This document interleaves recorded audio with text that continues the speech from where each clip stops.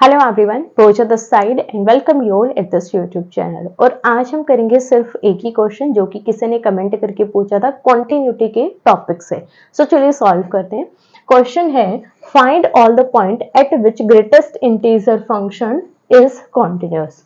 हमें यहाँ पर पॉइंट ऑफ कॉन्टिन्यूटी चेक करने हैं कि ये जो फंक्शन है किस किस पॉइंट पर कॉन्टिन्यूअस है। तो सबसे पहले देखो फंक्शन को ही समझ लो। सबसे पहले फंक्शन की हमारे पास दो वैल्यूज होती है, एक सीलिंग फंक्शन के अकॉर्डिंग और एक फ्लोर फंक्शन के अकॉर्डिंग। तो सबसे पहले इसी को समझते हैं।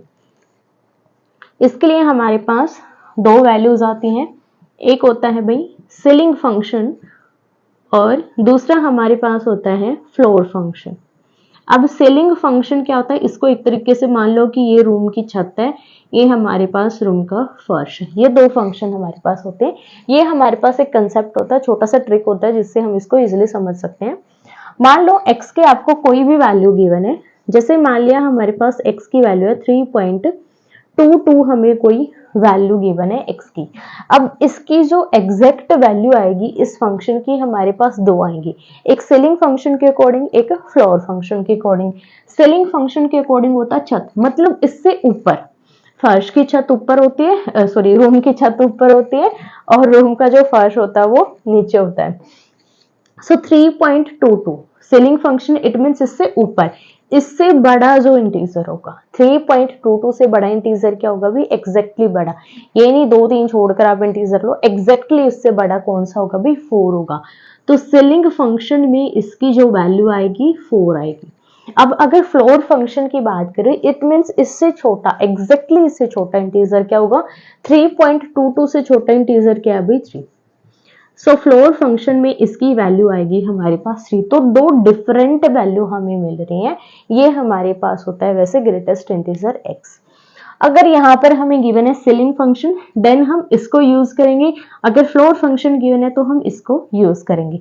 बट अगर हमें कुछ भी नहीं गिवन है, सिर्फ हमें ये बोल दिया गया ये हमें गिवन है और इसके पॉइंट ऑफ कॉन्टिन्यूटी चेक करने, तो आपको कौन सा फंक्शन अप्लाई करना होता है, हमेशा आपको फ्लोर फंक्शन अप्लाई करना होता है ग्रेटेस्ट इंटीजर फंक्शन में। अगर आपको मेंशन है क्वेश्चन के अंदर कि आप सीलिंग फंक्शन यूज करो, देन आप सीलिंग फंक्शन यूज करो। अगर नहीं मेंशन है तो आपको हमेशा फ्लोर फंक्शन का ही यूज करना है।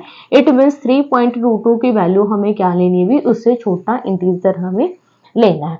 अब देखो पॉइंट ऑफ कॉन्टिन्यूटी आप ग्राफ से ही क्लियर कर सकते हो कि कौन कौन से इसके पॉइंट ऑफ कॉन्टिन्यूटी होंगे। अब देखो 0 से 1 तक के जितने भी पॉइंट है, 0 है, देखो greatest of 0, greatest of 0.1, greatest of 0.2, greatest of 0. Something, कुछ भी 1 से छोटे ले लो, 0.9999 समथिंग, ठीक है। यहां तक कि जितनी भी ये वैल्यूज है सभी के लिए वैल्यू हमारे पास क्या आएगी, 0 आएगी। इसकी भी वैल्यू 0, इसकी भी 0, इसकी भी 0, सभी की वैल्यू क्या होगी, 0। इट मीन्स यहां से लेकर यहां तक ये हमारा कॉन्टिन्यूस है।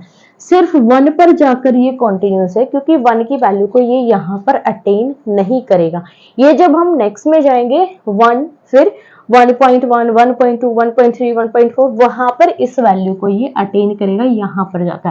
तो यहां पर जो ये हमारे पास ब्रेक हुआ, तो ये हमारे पास क्या बन जाएगा, पॉइंट ऑफ डिसकंटिन्यूटी, जो कि कहां पर हुआ, 1 पर, उसके बाद 2 पर, 3 पर, 4 पर, 5, 6, 7 up to so on. Similar -1, -2, -3 and up to so on -minus infinity. तो जितने भी इंटीजर है सभी पर क्या हो रहा है, वो ब्रेक हो रहा है। इट मीन्स वो हमारे पास क्या है, पॉइंट ऑफ डिसकंटिन्यूटी।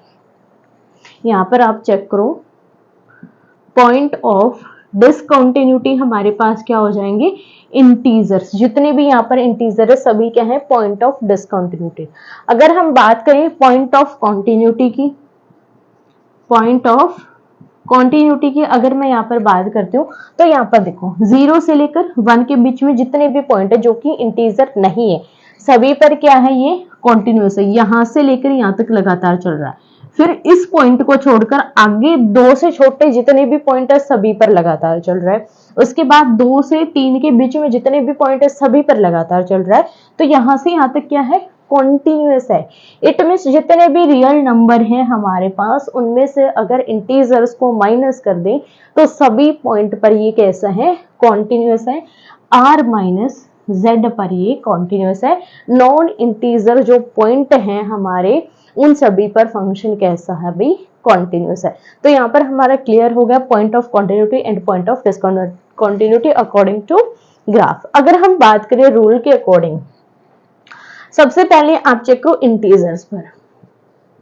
इंटीजर्स पर देखो, अगर आप अप्लाई करते हो, देखो हमारे पास क्या होता है, लिमिट x टेंस टू, एक हमारे पास a नेगेटिव होता है f ऑफ x, एक हमारे पास होता है f ऑफ a, एक हमारे पास होता है भी limit x tends to a positive f of x। ठीक है, f ऑफ x सभी को पता है भी, ये हमारे पास f ऑफ x है ग्रेटेस्ट ऑफ x। अब यहाँ पर देखो, अगर आप इंटीजर्स पर अप्लाई कर रहे हो, ठीक है, इंटीजर्स पर हम अप्लाई कर रहे हैं 1 नेगेटिव, इट मींस इससे छोटी वैल्यू हमें लेनी है। यहाँ पर a है तो a से छोटी वैल्यू क्या किस में जाएगी, वो पॉइंट्स में जाएगी। मान लो कोई भी रैंडम नंबर मान लिया मैंने, a की वैल्यू 5 है, ठीक है, a की वैल्यू क्या है अभी 5 है, ठीक है। अब 5 से छोटी वैल्यू क्या होगी भी, 4 पॉइंट समथिंग होगी, मान लिया 4.596 कुछ भी मान लो 4 पॉइंट समथिंग है। तो अगर मैं इसका ग्रेटेस्ट इंटीजर में इसकी वैल्यू पुट करूंगी 4.9999 कितनी भी मान लो इसको वैल्यू, तो इससे छोटा इंटीजर हमारे पास क्या आएगा, 4 आएगा। तो यहाँ पर लेफ्ट लिमिट की वैल्यू क्या होगी 4, फंक्शनल वैल्यू में 5 है तो 5 हमारे पास इंटीजर है, सेम वैल्यू आ जाएगी। अब यहाँ पर देखो, इसमें जाओ 5 पॉजिटिव, इट मींस 5 से थोड़ी सी बड़ी वैल्यू हमें लेनी, मान लिया 5.01111 ये हमने वैल्यू मान ली x की, जो कि हमारे पास क्या अभी x टेंस टू 5 पॉजिटिव है, 5 से बड़ी है। अगर हम इसकी वैल्यू निकालेंगे फंक्शन के अंदर, तो इससे छोटा इंटीजर हमारे पास क्या आएगा 5, तो इसकी वैल्यू हमारे पास क्या आएगी 5। अब देखो ये दोनों इक्वल है बट ये नॉट इक्वल है, इट मींस इस पॉइंट पर फंक्शन कैसा भी डिसकंटीन्यूअस है। तो यहाँ पर आप a की कोई भी वैल्यू चूज करो इंटीजर्स पर, ये हमेशा कैसा आएगा भी डिसकंटीन्यूअस ही आएगा। अगर हम बात करें नॉन इंटीजर्स की अगर हम बात करें, limit x tends to a negative is equals to f of a is equals to limit x tends to a positive greatest of x। अब यहाँ पर देखो a में आप कोई भी वैल्यू पुट करो, a से थोड़ी सी छोटी वैल्यू है तो उसमें हमारे पास क्या आ जाएगा, यहाँ पर सेम आंसर आएगा, यहाँ पर भी सेम आएगा, यहाँ पर भी सेम आएगा, क्योंकि यहाँ पर हम पॉइंट्स में वैल्यू ले रहे हैं। मान लिया हमने यहाँ पर 1.2 ले लिया, ठीक है, तो 1.2 ले लिया हमने यहाँ पर, तो 1.2 नेगेटिव और 1.2 पॉजिटिव। 1.2 से छोटी वैल्यू हमारे पास देखो 1.001, 1.002, इनफाइनाइट ऐसी वैल्यू है जो कि 1.2 से छोटी है। तो यहाँ पर हम क्या ले लेंगे, जैसे हमने यहाँ पर ये वैल्यू ले ली 1.002, तो इसकी वैल्यू अगर मैं फंक्शन में चेक करूंगी तो किसके बराबर आएगी भी 1 के बराबर आएगी। तो ये हमारे पास 1 आ गया। फंक्शन में वैल्यू पुट करेंगे तो हमारे पास क्या आएगा, फिर से 1 वैल्यू आएगी, क्योंकि यही वैल्यू हम क्या ले रहे हैं भी फंक्शन में लेंगे।